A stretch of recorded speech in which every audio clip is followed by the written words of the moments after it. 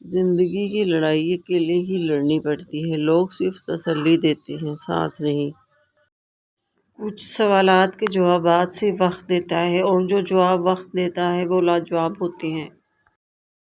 وفا کرنا ہر کسی کے بس کی بات نہیں، یہ خاصیت خون اور نسلوں میں پائی جاتی ہے۔ سمندر کا پورا پانی کشتی کو نہیں ڈبو سکتا جب تک یہ کشتی میں داخل نہ ہو جائے، اسی طرح پوری دنیا کی برائی آپ کو نقصان نہیں پہنچا سکتی جب تک کہ آپ کے ذہن اور روح پر اپنا اثر نہ جما دے۔ جب انسان پر اچھا وقت آتا ہے تو وہ بھولنے والی چیزوں میں سب سے پہلے اپنی اوقات بھولتا ہے۔ خطرناک وہ ہوتے ہیں جو اندر سے بدصورت ہوتے ہیں، چہروں کی بدصورتی کسی کو نقصان نہیں پہنچاتی۔ پریشانیاں زندگی کا حصہ ہیں، جس نے اپنی پریشانی پر قدم رکھا وہ جیت گیا اور جس نے پریشانی کو سر پر سوار کیا وہ ٹوٹ گیا۔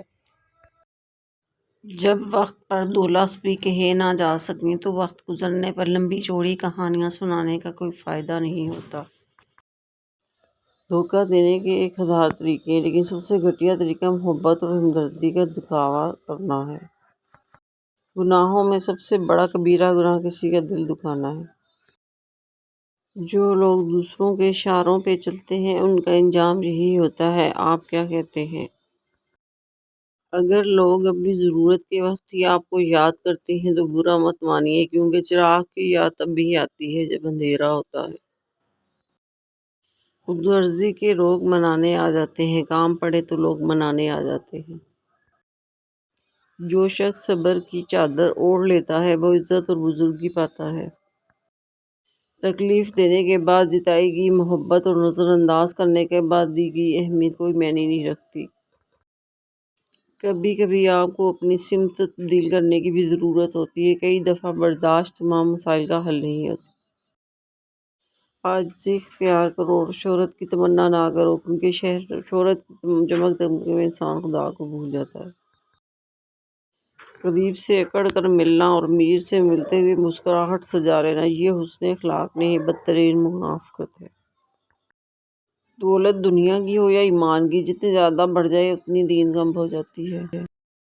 کچھ لوگوں کو ہم عزت دینا چاہتے ہیں مگر وہ اپنے رویے سے ثابت کر دیتے ہیں کہ انہیں اس چیز کی ضرورت نہیں۔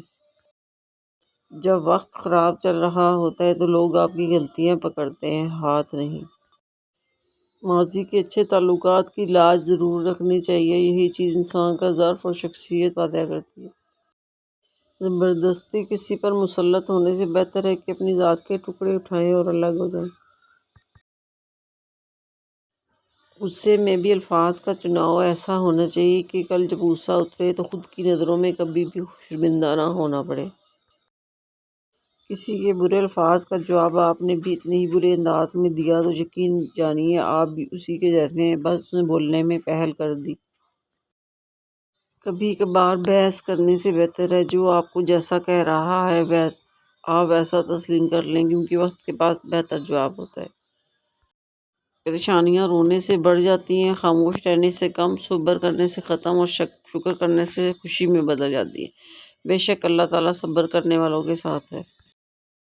دنیا میں صرف والدین میں اتنا ظرف ہے کہ وہ آپ کی ضروریات پوری کرنے کے ساتھ ساتھ آپ کے نخرے بھی اٹھاتے ہیں، ورنہ دنیا والوں کے معمولی احسانوں سے بھی اللہ بچائے۔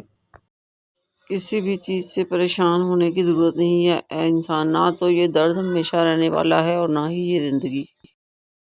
ہم اپنی زندگی کی ہر نئی صبح دیکھنے کے لیے بھی اپنے رب کی مرضی کے محتاج ہیں، بے شک وہ جسے چاہتا ہے مہلت دیتا ہے جینے کی اور توبہ کرنے کی۔